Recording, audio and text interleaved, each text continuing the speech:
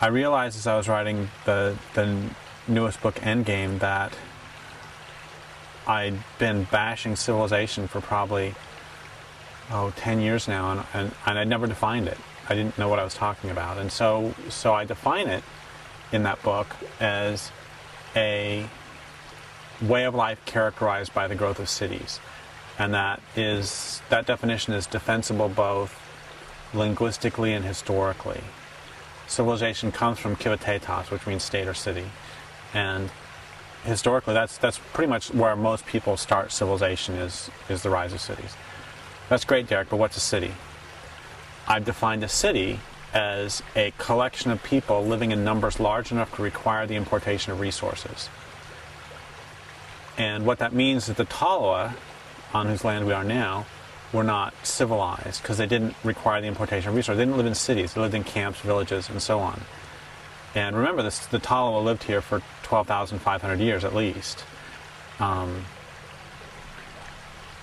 couple of things happen as soon as you require the importation of resources. One is that your way of living can never be sustainable. Because if you require the importation of resources, what that means is you've denuded the landscape of that particular resource. And as your city grows, you will denude an ever larger area. Because by definition, you're requiring the importation, which means it's not there.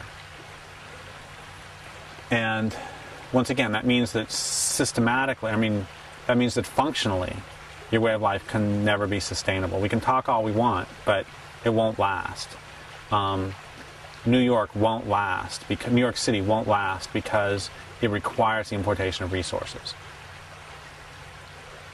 The other thing it means is that your way of life must be based on violence, because if you require the importation of resources, what that means is that trade will never be sufficiently reliable, because if you require the importation of resources and you need a particular resource that you are going to try to trade the next village over for, but they won't give it to you, you'll take it because you require it.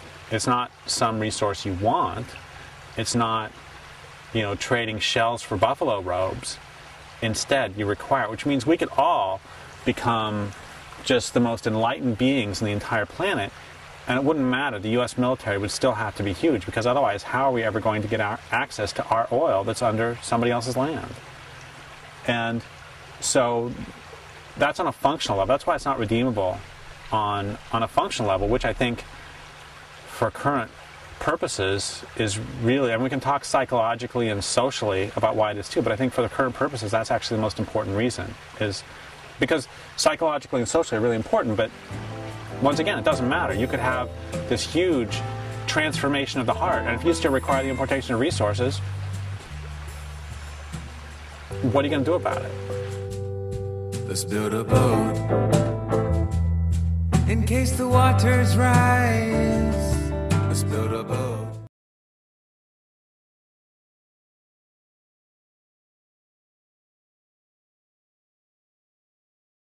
Well, this culture specializes in toxic mimics, and that's where you take the form of something and pervert the content. So rape, for example, is a toxic mimic of sexuality.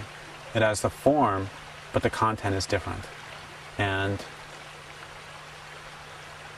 we could make a whole list of toxic mimics, and one of the toxic mimics here is this identification with the larger whole. That's been shunted off to a different direction, this identification. So part of what we're supposed to do is identify with our larger community. But that really only works when things are mutual, when the rest of the community is serving you as well. And that can include the land base, of course, and it should include the land base. But with civilization, we've been taught to identify with this larger whole that isn't us. I mean, a great example, the other day I was talking to a friend who said, wow, we lost a lot of refineries in Katrina, didn't we?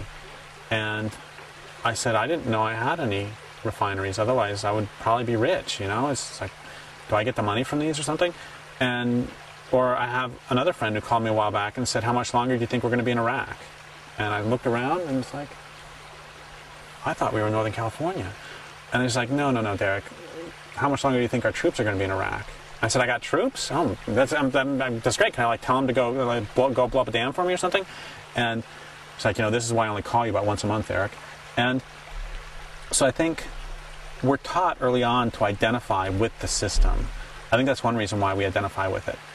We're taught all the time, we're doing this. It's like, you know what? We're not doing this. We're not deforesting. I'm not deforesting. I'm not doing it.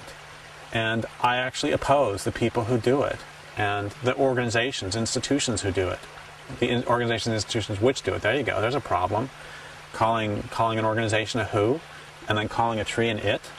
I mean, that's another problem. That's one part of the problem. Another part of the problem is that we will, if your experience, not your philosophy, not your thinking, not your heart, not anything else, if your experience is that your food comes from the grocery store and that your water comes from a tap, you will defend to the death the system that brings those to you because your life depends on it. If, on the other hand, your experience is that your water comes from a stream, imagine that. People used to actually drink from streams. I mean, how quaint is that? And if your experience is that your water comes from a stream and that your food comes from a land base, you will defend to the death that stream and that land base because your life depends on it. But we've gotten messed up and mixed up in this system where our lives actually depend on the system that is exploiting us. And another way to ask this is, why do so many victims of abuse stay with their abusers? Because they're identified with the system, and they've been taught since early on that everything is about protecting that system. So it's the same. The system is abusing and destroying us, and we've been taught from very early on to identify with that system. Because if we identify with the system, then we're fighting us and it, as opposed to simply fighting it. And that's much more difficult.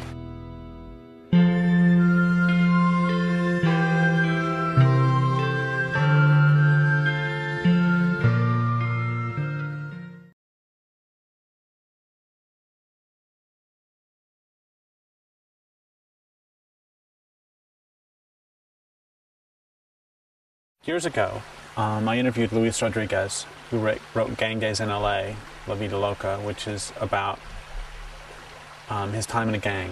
And he got out through the literature revolution. And one of the things I asked him is, why do so many gang kids stand on street corners shooting at mirror images of themselves? And why don't they at the very least shoot at capitalists?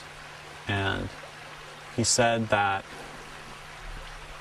one of the reasons, of course, is because the cops set them against each other. Another reason is that these kids want to die. And the reason they want to die is because they're teenagers, and when you're a teenager, you're supposed to want to die, but that death is supposed to be metaphorical and spiritual. Your childhood has to die so you can become an adult. But nobody's told them it's metaphorical and spiritual, so they have this death urge that they then actualize in the physical world, as opposed to through ritual or through maturity. And I've often thought that it's similar, that this culture is so wretched, and so many people are so very, very unhappy, and they want this nightmare to end, and they don't recognize that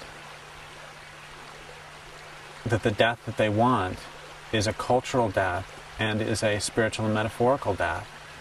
And so, especially because within this culture, the spirit is separated from the earth and from the flesh, and so you can't have this transformation that simply occurs in your body.